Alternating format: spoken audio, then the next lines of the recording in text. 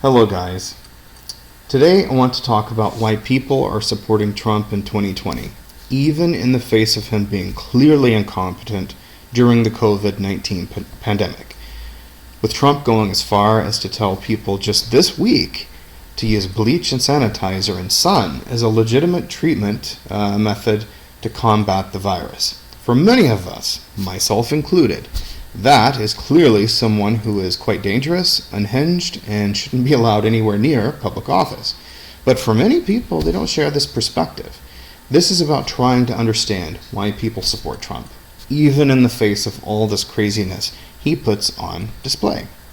I want to focus on the support he gets in the American South, because that's where the bulk of his electoral votes are found. The southern states are clearly where where Republicans are pulling up their electoral wins.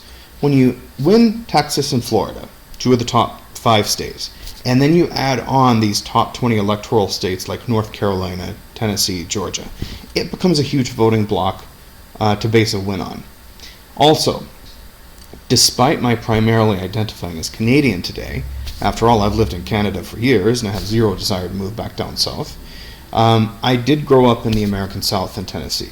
Sure, my southern twang has long gone, as I haven't lived down there in 15 years, but I think I have a better understanding of these issues, particularly because I've lived in so many places and have gotten to understand the social circles in various communities and places over time. So without further ado, let's dive into this. Point number 1. The typical southern voter isn't thinking about big government or small government. Many Southerners are cultural voters. They want to be part of the trend. They want to be part of the group. In recent decades, that brand has been the Republican Party. The reason why is very complicated, but the fact is many Southerners are very religious, very evangelical Christian. This is a fact of life down south. And while I'd like to see it change, it has no signs of slowing up anytime soon.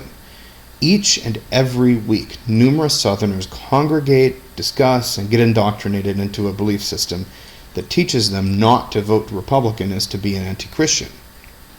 It could be abortion, it could be gay rights, it could be this new prosperity gospel that some people like Joel Osteen are producing, which has convinced them that Jesus wants them to maximize personal wealth and pay low taxes because of it. I know, to many of us, that sounds insane, me included. But you have to understand that tens of millions of Americans are running around with these cultural beliefs and these support networks that keep it going. It's a huge factor in why people like Trump retain support in the face of such clear incompetence. Point number 2, the rebel factor. The American South cannot get beyond the Civil War. White Southerners fly the Confederate flag as much today as they ever have. They don't see or study the background of it. There's a poor understanding of history in the South, it seems, or how illogical it is to fly the Confederate flag beside the American flag because one flag was designed to get rid of the other. They don't see that. They fly it because they want to be a generic rebel. They fly it because they see it endorsed in their country love songs. Country music loves to support that kind of environment. They fly it because their friends do. Again, it's cultural. And the rebel flag is mostly now a symbol of general dissent. It has morphed into this general symbol of not going along with whatever is perceived to be coastal elites that are what they're for. So if a New Yorker is for a Democrat, then naturally a Southerner cannot be for this, right? So it's another cultural point to remember. Now, point number 3 to remember.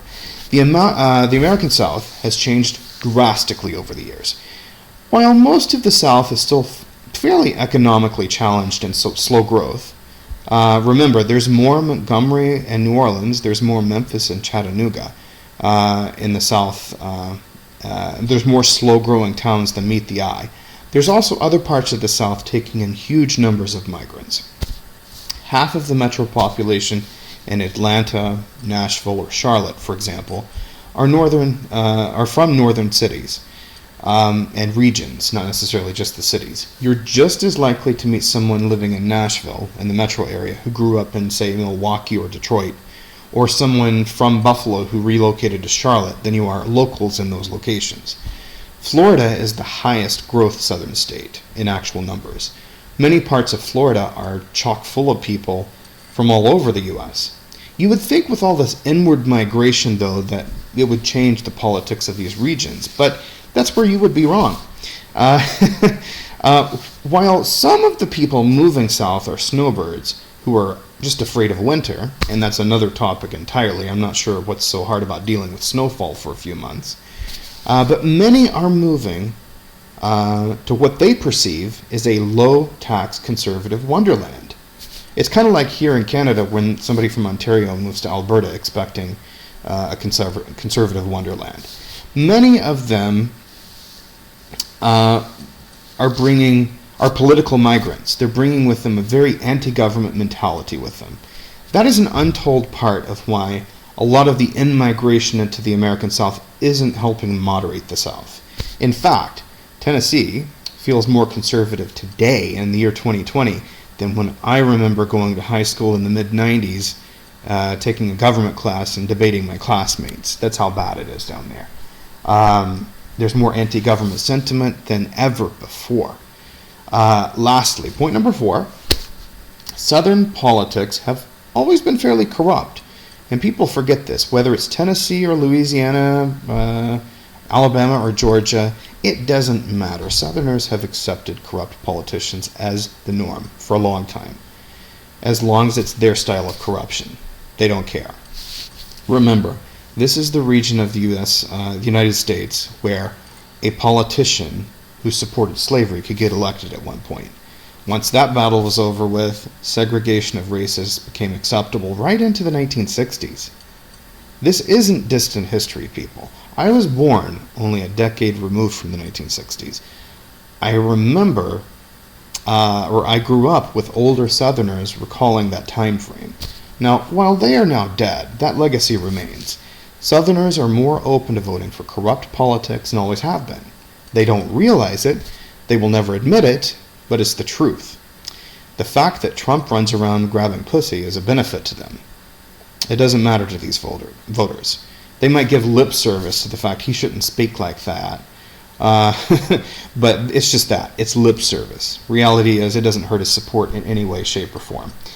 So these are some of the reasons, but not all, of why Trump still has his core base of support. His core electoral votes are still there because of, in part, the reasons above. It doesn't explain everything, but I've heard enough friends and extended family voice support for him, and some of these reasons are above that I just mentioned to you are reasons why. It's as cultural as much as it is political. And that's why it's going to be so difficult to get Trump out of office this year. And I wish Americans well on that, because America looks, right now, looks like the butt of a very bad joke. It's kind of painful to watch, because I actually want what's best for the U.S., but right now Trump is creating a lot of self-inflicted pain. And since I'm outside the U.S., it's kind of painful to watch. When I visit family and hear of what people say in support of Trump, I just kind of shake my head. I'm proud that I don't have to deal with his policies. Look, my single-payer OHIP card here in Ontario is not going to be affected with what these silly, stupid Republicans do one way or another down in the States. But when Trump says use bleach or sanitizer and inject things into your body to combat COVID-19, well, that's a special level of stupid that only a conservative Southerner could get on board with. May peace be with you all. Thank you for watching.